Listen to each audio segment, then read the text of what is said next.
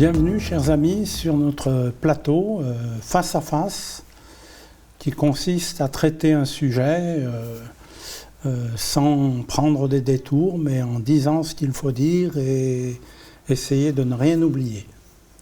Donc de nouveau, nous accueillons notre frère Lies.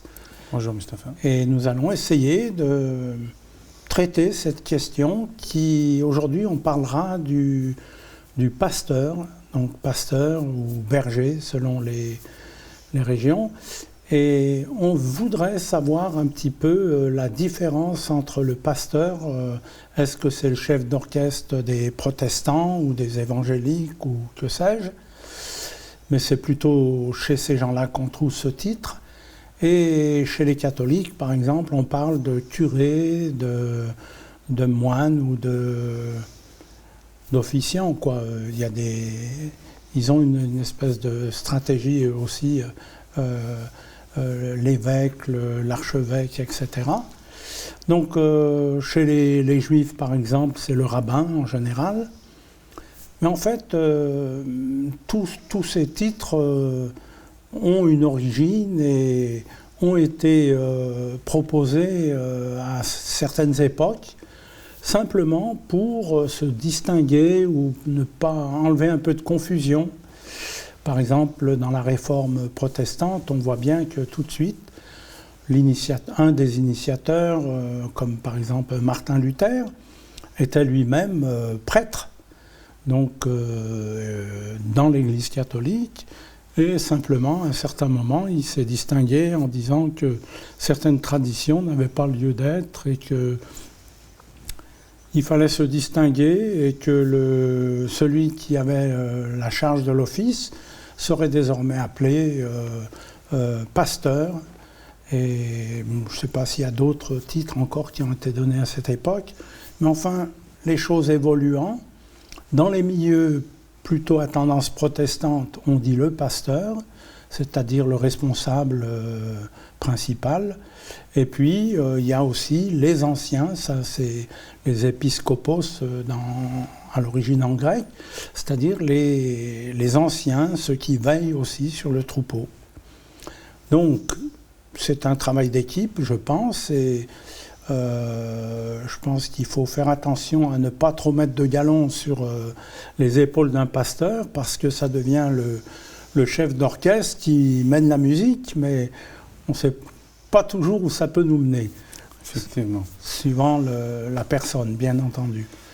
Donc, est-ce que c'est un don qu'on reçoit? Est-ce que c'est une fonction qu'on prend en charge, en quelque sorte? Est-ce que c'est tout simplement parce qu'on a un franc-parler ou un bon parler, je ne sais pas comment dire les choses, mais qui fait reconnaître en soi qu'on maîtrise la situation, qu'on est là à la disposition du troupeau pour en prendre soin. Merci Mustapha pour cette introduction assez large et variée. Bonjour à tous et à toutes ceux qui ont l'habitude de nous voir, de nous regarder. Et c'est vrai que le sujet d'aujourd'hui tourne autour du pasteur. Qu'est-ce que ça veut dire pasteur? Est-ce qu'il est indispensable? Alors, une chose est sûre, c'est que Jésus avait donné cette fonction lorsqu'il était avec ses apôtres à Pierre, un certain disciple nommé Pierre. Il lui a dit « Paie mes brebis, occupe-toi de mon troupeau ». Et c'est vrai que depuis, donc il y a cette fonction, celle de s'occuper du troupeau, c'est-à-dire des enfants de Dieu.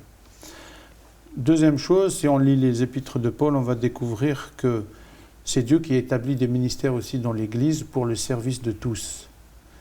C'est lui qui établit des ministères, notamment celui de pasteur. En gros, il s'agit beaucoup plus aussi d'un appel de la part du Seigneur.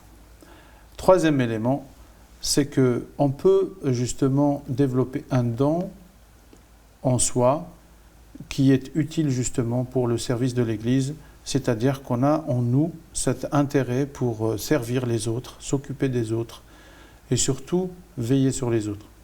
Et c'est vrai que le pasteur n'est pas fait pour dominer, ni pour passer ses idées, mais beaucoup plus pour travailler en équipe, comme l'a dit Mustapha, mais aussi comme l'a dit Paul à Timothée quand il l'avait envoyé à Éphèse, instaurer l'ordre dans cette église qui était désordonnée parce qu'il y avait des faux docteurs qui semaient des troubles doctrinaux.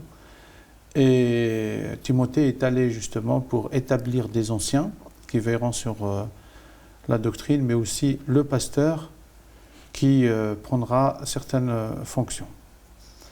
C'est vrai que ce qui est intéressant, c'est que le pasteur va guider aussi l'assemblée dans sa marche dans la foi. C'est-à-dire, il n'est pas le représentant, donc le salut ne passe pas par le pasteur, l'Église n'administre pas le salut non plus, mais beaucoup plus pour instaurer un ordre et justement avoir ou donner un enseignement en conformité avec la parole de Dieu. Je pense qu'une chose tout de suite qu'on remarque, c'est que bon, il y a des églises qui sont déjà bien structurées, qui ont une certaine longévité de vie, etc. Donc là, je crois que c'est pas trop difficile de nommer un pasteur. Il faut qu'il corresponde un petit peu aux besoins de la communauté qui est déjà établie, etc. Oui.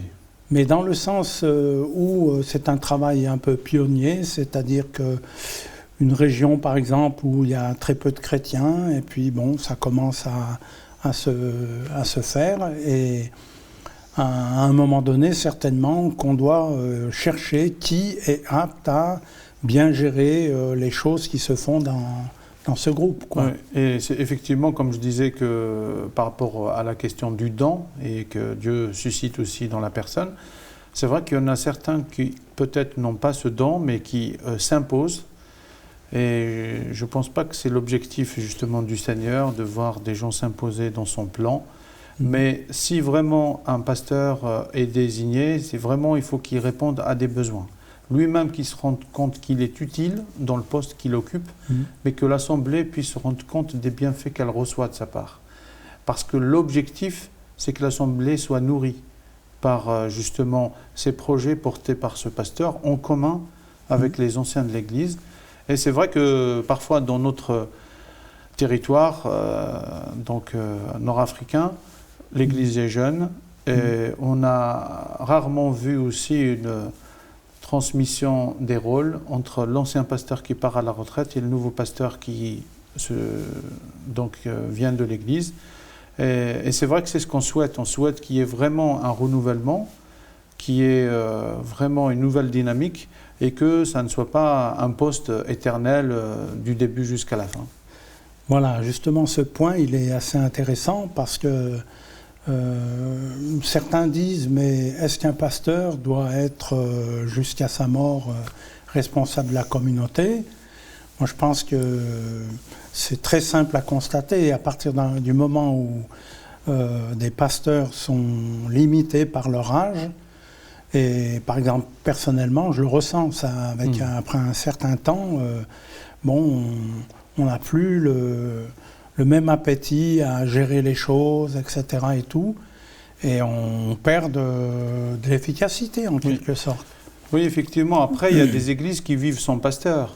Oui. Où les anciens, ils sont tellement solides sur le plan doctrinal, mais aussi disposés ou disponibles sur le plan du calendrier d'activité, parce qu'il ne suffit pas juste d'être ancien une fois par mois, mais il faut être aussi là pour encadrer justement répondre aux besoins des ministères des enfants, des jeunes, des groupes de femmes et autres, ou études bibliques.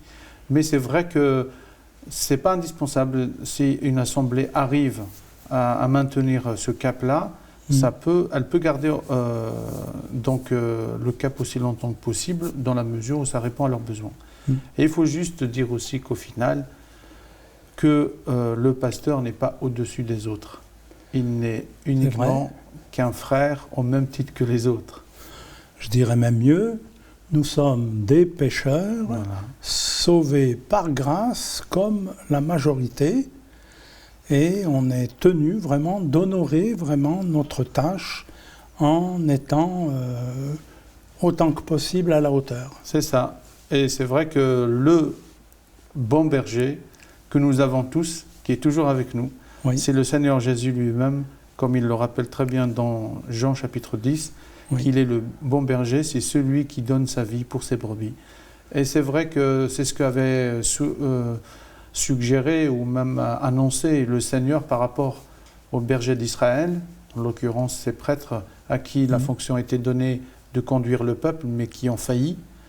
Et Dieu avait dit, je susciterai parmi vous mon berger, mon unique, qui vous montrera la voie. Donc, on peut dire, on peut remercier notre Seigneur de ce qu'il est notre berger au quotidien, de ce qu'il veille sur nous.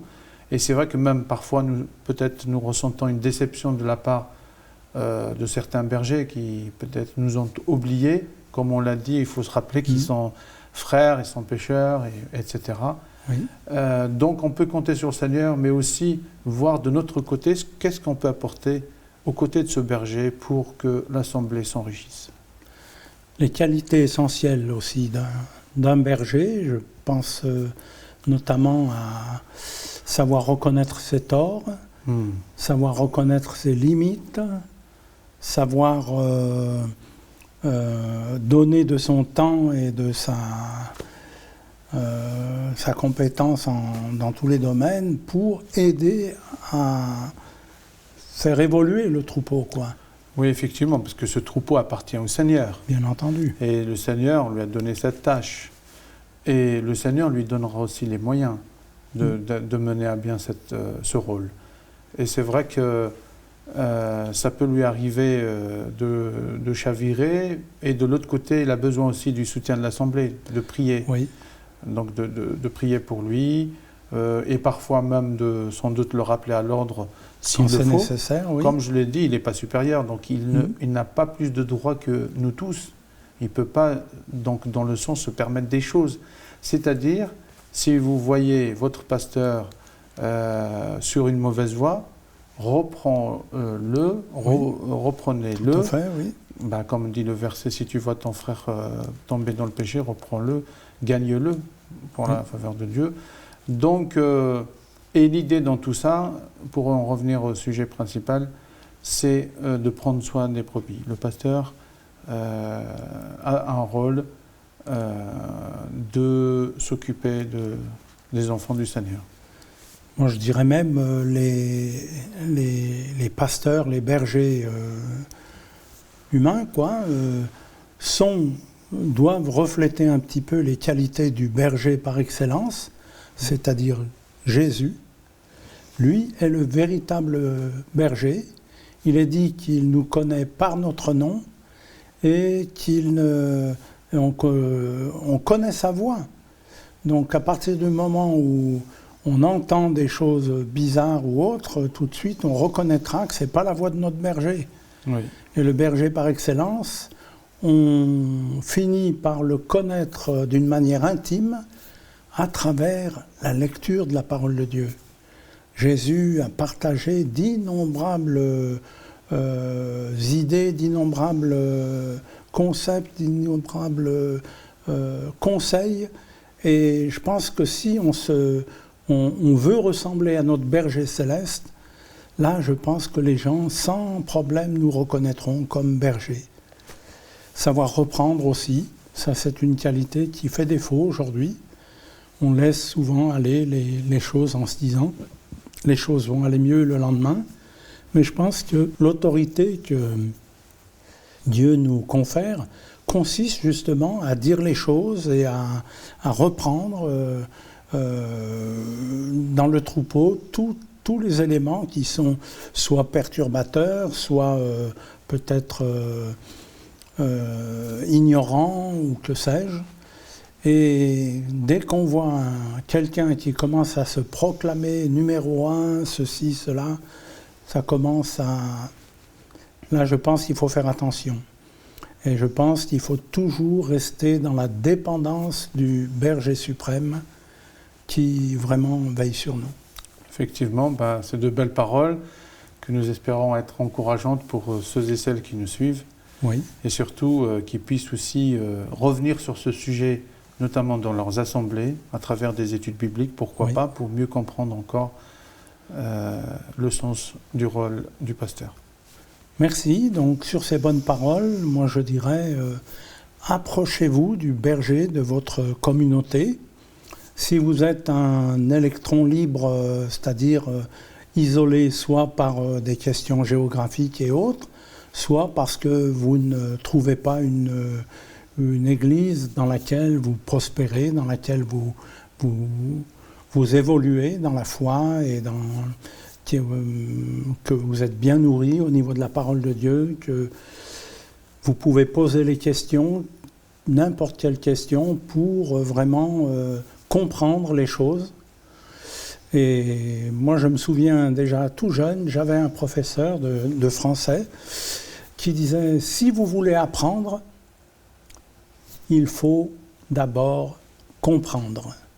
Si vous ne comprenez pas, vous ne pouvez pas apprendre. » Donc c'est un principe élémentaire, mais quand même qui a son pesant. Donc cherchons à nous approcher du berger, de la communauté, et à faire route avec lui. Poser les questions dans les choses simples comme dans les choses peut-être plus compliquées. C'est vrai qu'il y a des mystères qu'on ne comprendra jamais dans ce bas monde, mais Dieu nous prépare pour le rejoindre au moment venu. Amen. Donc merci pour votre attention et aussi votre compréhension, j'espère. En tout cas, n'hésitez pas à vous référer aux bergers qui sont dans votre entourage pour poser les questions qui sont encore obscures et progresser, avancer en progressant, et vous verrez que les choses s'éclaireront avec le temps. Que Dieu vous bénisse donc, et nous vous donnons rendez-vous dans une prochaine émission où on traitera probablement d'un nouveau thème. Que Dieu vous bénisse. Au revoir.